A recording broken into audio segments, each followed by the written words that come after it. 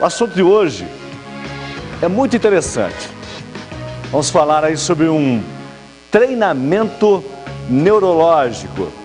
Olha que interessante, que sem utilizar medicação, ele corrige a atividade cerebral que geralmente está envolvida com distúrbios comportamentais e também emocionais.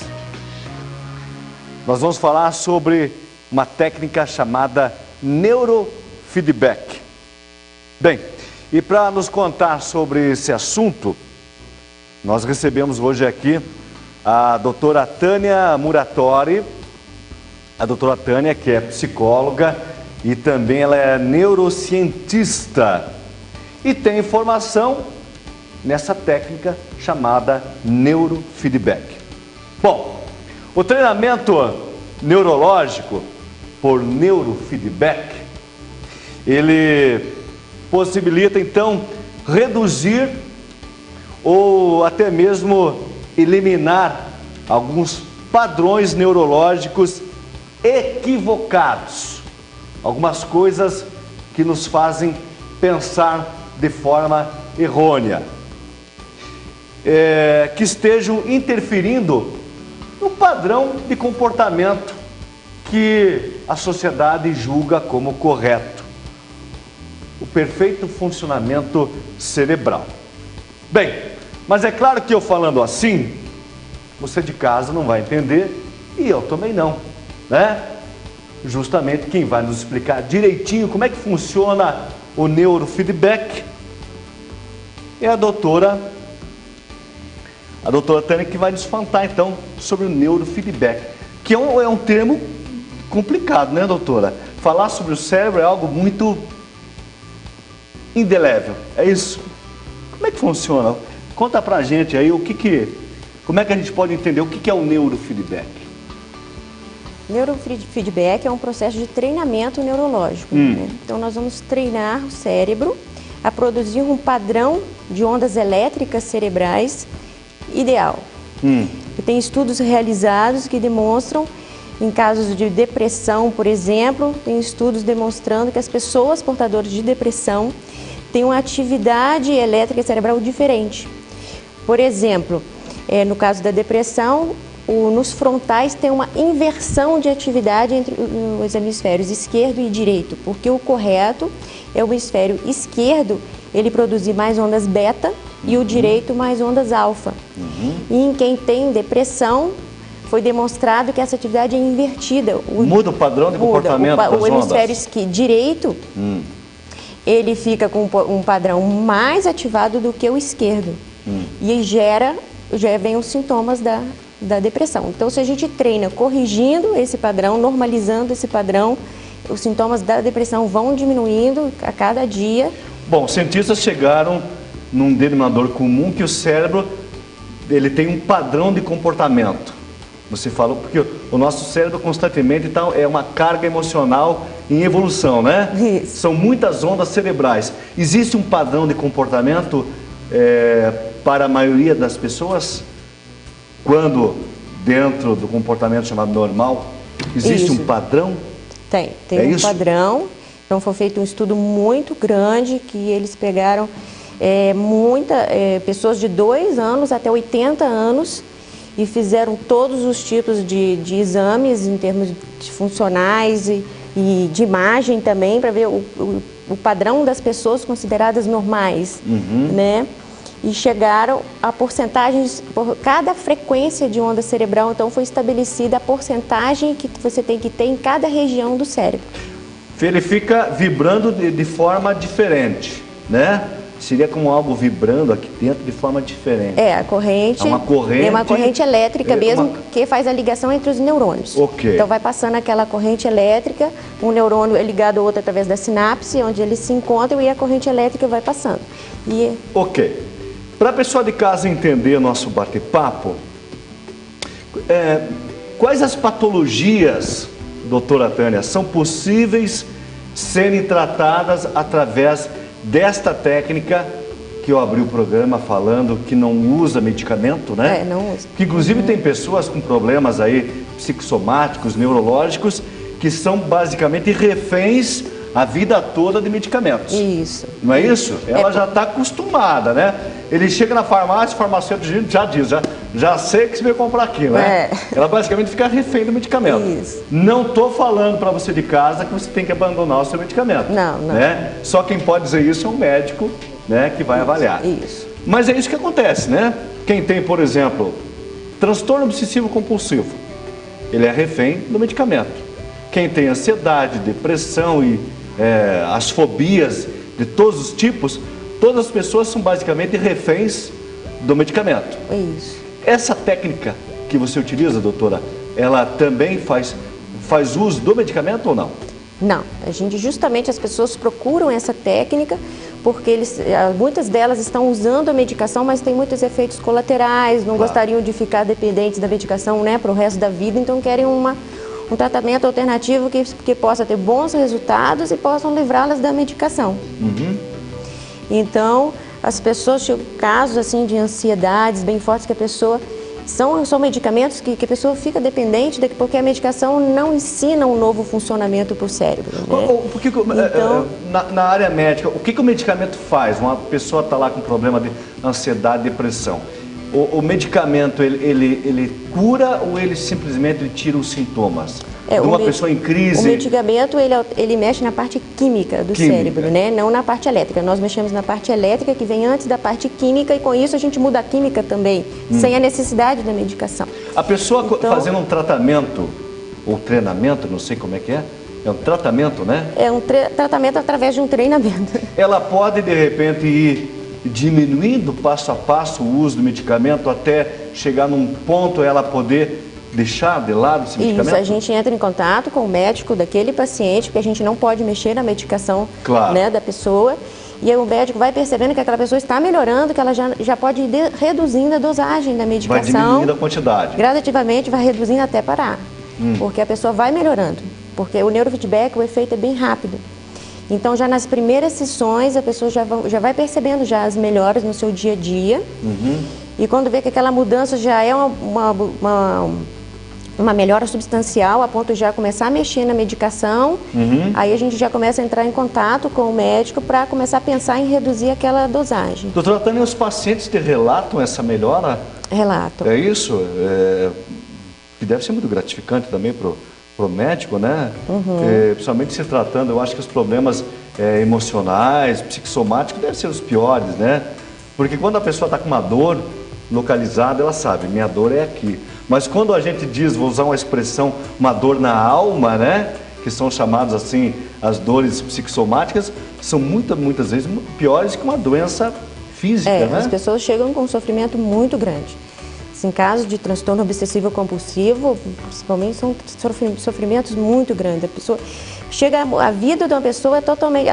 tem pessoas que não conseguem nem trabalhar mais, não conseguem sair de casa, não conseguem ter contato com as pessoas, né? Porque, por exemplo, síndrome do pânico. Né? A pessoa não tem casos que a pessoa não consegue mais nem sair de casa. Nossa, eu já fui vítima de uma ocasião de síndrome de pânico, e só quem teve sabe como é ruim. Você ficar refém de algo que você não sabe e, digamos assim, é um inimigo oculto, né? É algo que te faz mal e você não sabe o que é. Se a pessoa sai de casa e fica com medo de passar mal na rua. Exatamente. Né? Qualquer batida cardíaca a mais já dá a impressão que está tendo um problema de coração, né? Eu vou ter um infarto. A pessoa acha que vai morrer. Me leva para o hospital. É por aí, né?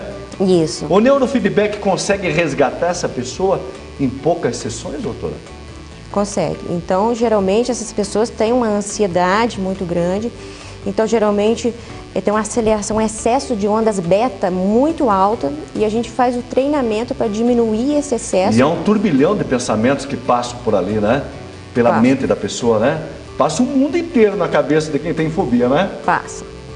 E o pior não é nada, quem está numa crise de fobia, pode chegar o Papa e dizer, meu filho, você não tem nada. Não, ela só tem. Para ela aquilo é real, porque está realmente no cérebro. Ela está vivenciando aquilo. Meu Deus. Para ela está morrendo. Se tivesse, não sei se deve ter, tem alguma máquina que consegue filmar ou tirar uma foto desse estado que o cérebro está no momento? A gente faz um mapeamento cerebral, né? Então, com o equipamento de eletroencefalograma, a gente faz todo esse mapeamento de cada região do cérebro, a gente mede essa atividade. Em momento de crise já foi feito o mapeamento, doutora? No momento de crise, acho um pouco complicado, porque deve né? ser um visual assim, né?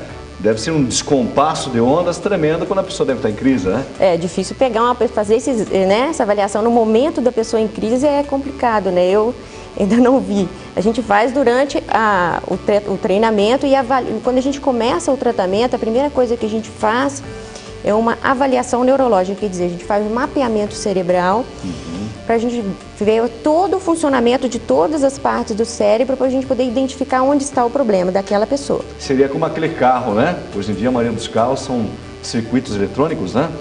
Você não sabe que tem o carro, você leva lá na oficina, o mecânico vai instalar vários fiozinhos lá no carro, ele vai dar um diagnóstico do motor. Como é que está o funcionamento? É mais ou menos por aí? Isso, a gente vê como que está funcionando. Vários eletrodos? Com eletrodos no couro cabeludo. E a gente vê cada região. A pessoa de casa me perguntou agora, mas doutora, vai me dar choquinho na cabeça? Não. Não, né?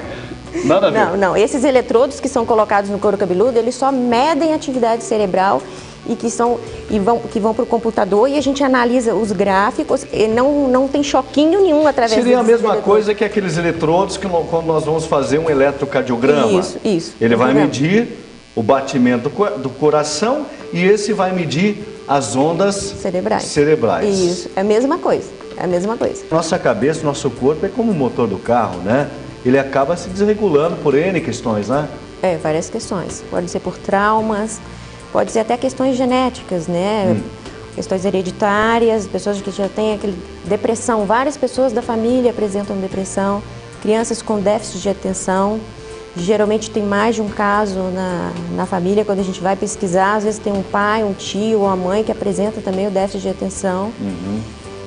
E a gente consegue ajudar muito essas crianças que estão passando dificuldades na escola, com aprendizagem, para atenção ou até de comportamento. A gente consegue melhorar a vida dessas crianças, porque é um sofrimento para as crianças, para conseguirem estudar, para os pais que têm que estudar junto com as crianças. E às vezes acaba brigando com o filho, né, pensando que é algo ligado a essa criança é rebelde, mas pode ali se esconder um problema neurológico através dessa dificuldade, esse déficit de atenção, não é isso? Isso, porque geralmente quem apresenta o déficit de atenção tem uma lentificação no córtex pré-frontal. E essa lentificação, porque o córtex pré-frontal está relacionado com o quê? Com a tomada de decisão, com a motivação, é a parte executiva do cérebro. Você pega para você fazer uma tarefa, você tem que estar com essa região funcionando bem. E quem tem o déficit de atenção tem essa região muito lenta. Então a criança, ela adia ao máximo as tarefas, ela não quer pegar para fazer e quando pega não consegue terminar, porque a região do cérebro é muito lenta. E os pais ficam achando, é malandro, não quer nada com nada. Não quer saber de estudo, mas não é. O problema, se a gente corrigir esse funcionamento, a criança consegue. Então vamos pegar um gancho por aí. Quando a criança, a gente, pai e filho, a gente está preocupado no déficit de atenção com relação aos estudos. Muito bem, essa criança não se tratou, hoje ele é um adulto e continua com esse déficit de atenção. Na vida adulta, o que ela vai levar para a sua vida adulta, essa falha no córtex? É isso? Isso. Que não foi devidamente tratado. Vai se tornar um adulto o quê, doutora? Pois é, o ideal é você tratar na infância, porque senão vão gerando depois tantas frustrações na vida da pessoa, que ela vai chegar na fase adulta com... Geralmente eu vejo no meu consultório, além de ter o déficit de atenção, porque ele não resolve sozinho, ainda chega ainda com uma depressão em cima, ansiedade, começa a somar outras coisas, porque a pessoa começa a ver que ela não dá conta. Por que a outra pessoa consegue e ela não? Porque outra pessoa, eu estudo, não consigo tirar nota e a pessoa outra consegue. Eu não consigo o trabalho, a outra pessoa consegue. Eu não consigo ter motivação para realizar as coisas e a outra pessoa consegue. Fez várias vezes lá o teste do Detran e nunca consegue tirar carteira. Chega na hora daquela travada, né? Fez o curso, se preparou para um vestibular, toma bomba, né? Isso. Se preparou para um cursinho, chega na hora, tem alguma coisa travando essa pessoa. Seria por aí, doutora? Isso. E a autoestima dessa pessoa vai lá embaixo. Né? Baixa autoestima. Frustração muito grande, aí começa a depressão. Aí começou. Eu tenho um paciente, por exemplo, que ele tinha um déficit de atenção muito grande quando pequeno, não foi tratado, chegou no meu consultório uns acho que 24 anos. E a mãe dele se queixando porque ele começou a ter uma depressão tão grande, ele não queria mais nem sair de casa. Ele começou a inverter o dia pela noite. Uau. Ele dormia o dia inteiro para não ter que enfrentar nada. Mudou seu relógio biológico. A vida dele ficou tão frustrante para ele, porque ele não conseguia realizar nada. Então a fuga dele foi o quê? Dormir o dia inteiro. Nossa. Então ele dormia o dia inteiro e durante a noite ficava no computador. Incrível, e comendo. Então se tivesse tratado isso antes, não teria chegado a esse ponto. Você estava me contando aqui fora do ar que você já chegou a tratar e trata lá no seu consultório algumas pessoas com problemas de fibromialgia. É isso? Isso. Que são aquelas dores múltiplas, né, no corpo todo, que até hoje ninguém sabe exatamente o motivo da fibromialgia, né? Isso. Por mais que os cientistas estudem a causa, ninguém chegou num denominador comum. Pelo menos as dores são possíveis de tratar, doutora? Isso. Às vezes a fibromialgia vem relacionada com uma depressão, às vezes, em muitos casos, em outros casos não, mas a gente consegue identificar no cérebro padrões irregulares que estejam relacionados com essas dores e a gente corrigindo esses padrões, as dores melhoram. E a pessoa consegue se sentir até mais assim, porque vem junto com essas dores, vem uma fadiga, né? E aquele desânimo, a dor compromete a vida da pessoa. Ela não consegue dormir por muita dor.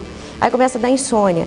Aí ela já debilita, todo o dia dela já está comprometido, porque ela já não dormiu direito, devido às dores. Aí toma muitos remédios. Então a gente vai vai melhorando cada sintoma. Aí a gente melhora a insônia em conjunto, porque a gente não trata uma coisa separada da outra.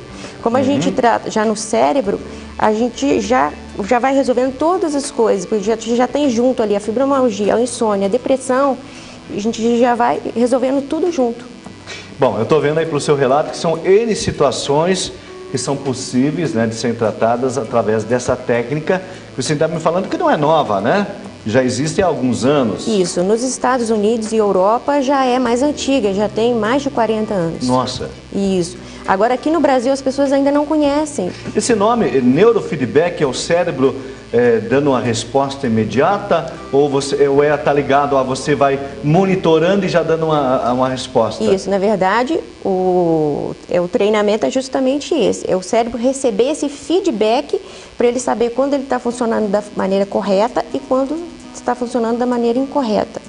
Então, todas as sessões de treinamento são realizadas com esses eletrodos no couro cabeludo e a gente o profissional vai monitorando todo esse funcionamento com o eletroencefalograma e o computador vai dando retorno para a pessoa, para o cérebro dessa pessoa, informando, por isso que é feedback. Okay. Feedback é o retorno. Ele vai né? ajustando, na verdade, vai dando esse retorno. até chegar a um padrão de ondas cerebrais, que é uma onda padrão, digamos assim, boa.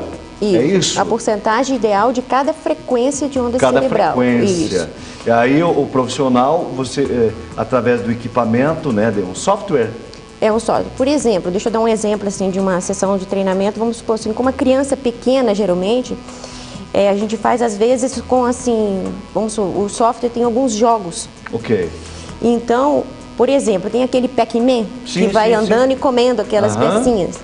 Então, por exemplo, a criança tem déficit de atenção, tem essa região muito lenta. Então a gente quer o quê? Diminuir as ondas lentas e aumentar as ondas rápidas nessa região. Quando o cérebro consegue aumentar a porcentagem de ondas rápidas nessa região, o cérebro consegue fazer o Pac-Man andar. Entendo. E quando as ondas lentas ficam muito altas, o Pac-Man para. Entendo. Então o cérebro vai entendendo que o correto é ele funcionar com as ondas rápidas e não com as lentas. Ele vai mudando o seu próprio padrão de funcionamento. E no adulto? Porque na criança é algo mais lúdico, né? Isso. E no adulto, como é que adulto, funciona esse tratamento lá no consultório? Como é que funciona? Qual é o modelo que é utilizado? Isso. Existem tratamentos que são treinamentos que são feitos de olhos fechados e treinamentos que são feitos com os olhos abertos. Quando é feito de olhos fechados, por exemplo, a gente precisa mudar aquele padrão de olhos fechados porque o funcionamento de olhos fechados é diferente do funcionamento de olhos abertos. Geralmente pessoas que têm, por exemplo, muita insônia, ansiedade, a gente precisa fazer alguns treinamentos com os olhos fechados. E de olhos fechados a pessoa tem que produzir mais ondas alfa. Então, quando o treinamento é feito de olhos fechados, o retorno que o cérebro recebe é auditivo, através de sons. Então, através de sons, a gente vai informar o cérebro o momento que ele está funcionando da forma correta e o momento que está incorreto, e o cérebro vai fazer essa mudança e reproduzir cada vez mais o padrão São correto. sessões, né? Com intervalo de quantos dias em cada sessão, mais ou menos, doutora? O ideal são 2 vezes por semana, 2 vezes por semana. Qual a duração de cada sessão? 45 a 50 minutos. Claro que cada organismo tem um tempo de resposta, né? Cada organismo funciona de uma forma. Vai ser difícil. Mas quantas sessões são necessárias, digamos assim, num caso, ansiedade, por exemplo? É variável, é individual, né? Claro. Cada organismo é cada organismo. E Mas o tempo é uma também de média, tem vida uma aí. média, né? Uma média mais ou menos de umas 30 sessões. 30 sessões. Isso. No intervalo, digamos, de 2 por semana, Isso. 3 meses. Não que ela vai demorar 30 sessões para começar a ter o Não, resultado. você falou que já nas primeiras Nas sessões, primeiras sessões já tem resultado. ela mesma já te dá o feedback. Doutor, eu estou ficando melhor. Tá, isso. É isso? Ela já chega na sessão seguinte falando, nossa, Muito eu melhorei bom. muito. Isso é bom, né? Porque quando a pessoa já está dizendo, eu estou melhorando, melhor, né? Isso. Doutora, para quem quer conhecer um pouco mais sobre o neurofeedback, contato. Eu atendo na Clínica Contato, na rua Fernando Simas, 221, Ok. no Bigorrilho, perto da Praça da Espanha. Qual o telefone? 3234-1616. Tem um site também, né? Tem também o celular, que é 9655-3772. Ok. E tem o site, Qual que é o site? www.neuroterapia.com.br. Pronto, tá na tela. Doutora, obrigado, viu? Nada. Gostei muito de conversar contigo. Joia. Acho